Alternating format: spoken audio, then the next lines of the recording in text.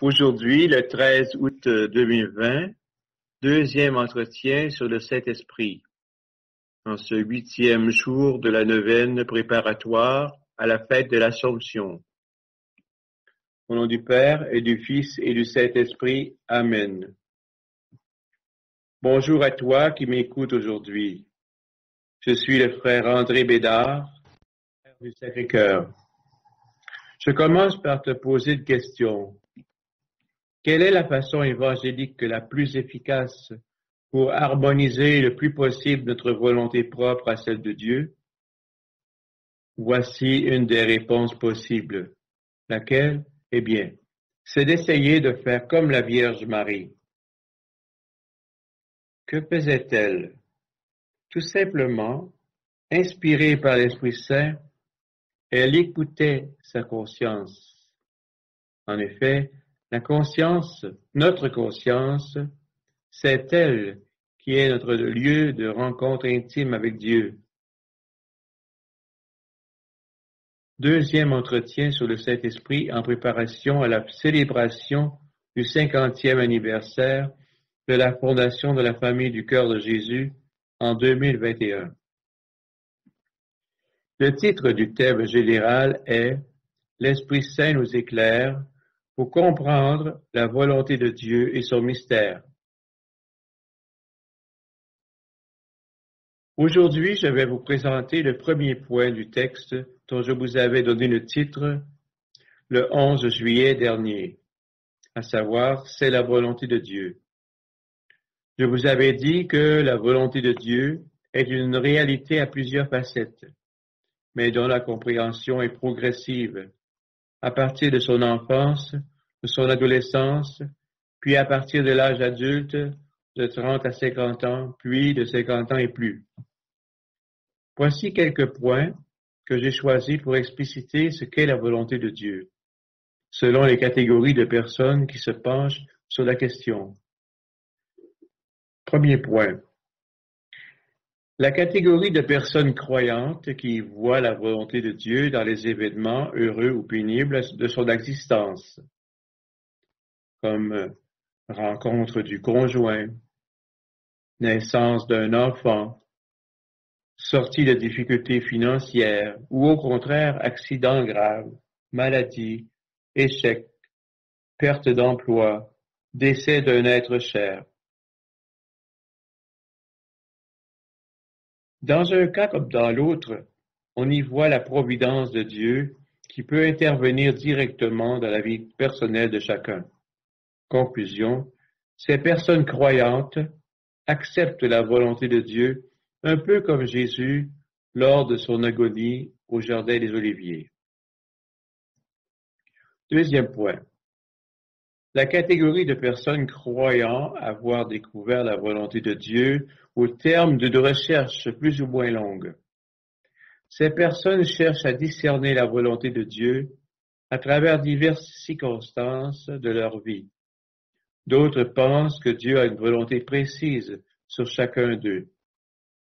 Conclusion, ces personnes seront portées à prier ainsi. Seigneur, que ta volonté soit faite. Ainsi, ils reprennent la prière que Jésus a enseignée à ses disciples, que l'on retrouve en Matthieu 6, verset 10. Troisième point. La catégorie de personnes croyantes qui se conforment aux décisions de la hiérarchie de l'Église. Ainsi, après avoir lu une encyclique sur un sujet donné, ils diront « C'est la volonté de Dieu ». Ils se soumettent volontiers. Ils voudraient que l'Église se prononce clairement sur des questions dogmatiques, morales ou même politiques et sociales. Conclusion, selon eux, c'est l'Église qui définit la volonté de Dieu. Ils se fondent sur cette parole « Tu es pierre, et sur cette pierre, je bâtirai mon Église ». Quatrième point. La catégorie de chrétiens qui, par conviction, allèguent que la volonté de Dieu, c'est une affaire de conscience. Ces croyants disent que la conscience est le lieu par excellence où se révèle pour eux la volonté de Dieu. L'Esprit de Dieu ne parle-t-il pas à chacun par la voix de sa conscience? N'entendons-nous pas sa voix sans savoir d'où il vient? Référence Saint Jean, chapitre 3, verset 8.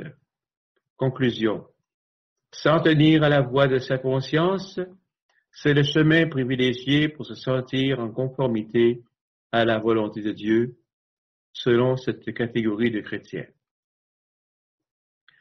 5e point. Une catégorie de personnes qui se disent athées. Ces personnes sont très critiques par rapport à la notion de la volonté de Dieu. Ce sont des gens qui pratiquent la philosophie du soupçon, de l'ironie et même de la dérision à l'égard de ceux qui se soumettent d'une façon ou d'une autre à la volonté de Dieu. Cette catégorie de gens se moque des croyants en disant que leur foi comporte un certain degré de naïveté, d'infantilisme, et que leur perception de la réalité est dangereuse car elle menacerait la dignité de l'homme en mettant un frein à leur capacité d'initiative, de créativité et de responsabilité. Conclusion. Font partie de cette catégorie de personnes ceux qui sont les adeptes de la sécularisation de la conscience morale qui se soustraient à l'influence des institutions religieuses, dont l'Église catholique, et tout ce qui la constitue, autant sur le plan des personnes que des biens. 6e point. Il y a enfin la catégorie des jeunes. Ceux-ci, en général, font peu ou pas du tout de référence à Dieu dans leur conduite morale. Leur référence, selon les études menées à ce sujet, c'est eux-mêmes. Que ce soit ce qui concerne la morale, le bonheur, la honte, la gêne, la déception en faisant tel ou tel geste ou tel acte. Puis en second lieu, ils se réfèrent soit à Dieu, à leurs parents, à leur entourage, à la société en général. Conclusion. Dieu s'efface de plus en plus dans la conscience des jeunes, ce qui ne veut pas nécessairement dire qu'ils sont fermés à la question de Dieu. Ils sont plutôt déroutés, étonnés et parfois curieux. Parfois ils n'ont pas nécessairement besoin de Dieu, qui est pour eux comme une énigme, une réalité mystérieuse qui n'a vraiment pas de consistance. C'est un peu comme une coquille vide. Mais avec le temps, tout, y compris le concept de volonté de Dieu, peut changer et se reformuler à mesure que la conscience se développe dans la perception de la transcendance, ce qui dépasse les possibilités de l'intelligence.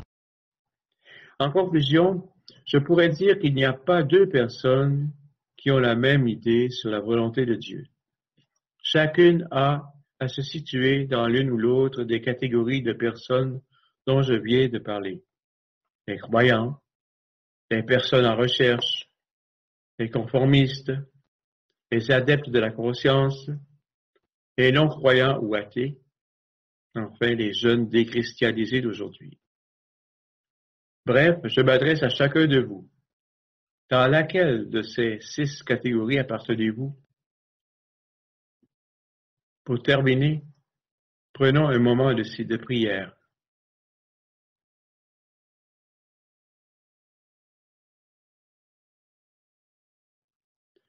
Que l'Esprit Saint nous aide à faire partie des vrais disciples de Jésus qui cherchent à faire en tout la volonté de Dieu dans le présent de nos vies. C'est ainsi que le futur de chacun de nous sera bien assuré. Acte de consécration à l'Esprit Saint. Saint-Esprit, divin esprit de lumière et d'amour,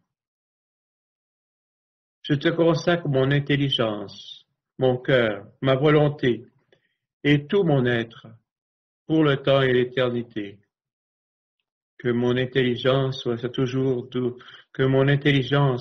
docile à tes célestes inspirations et à l'enseignement de la Sainte Église catholique, dont tu es le guide infaillible. Que mon cœur soit toujours enflammé de l'amour de Dieu et du prochain, de Marie et de l'Église.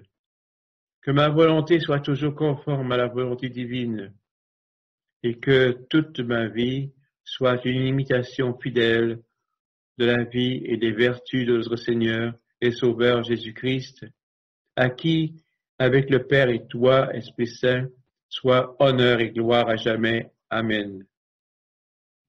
Au nom de Dieu notre Père, au nom du Fils notre frère, au nom de l'Esprit qui nous guide, sois loué, sois adoré, Seigneur. Le prochain entretien s'intitule « La volonté de Dieu et la culture ».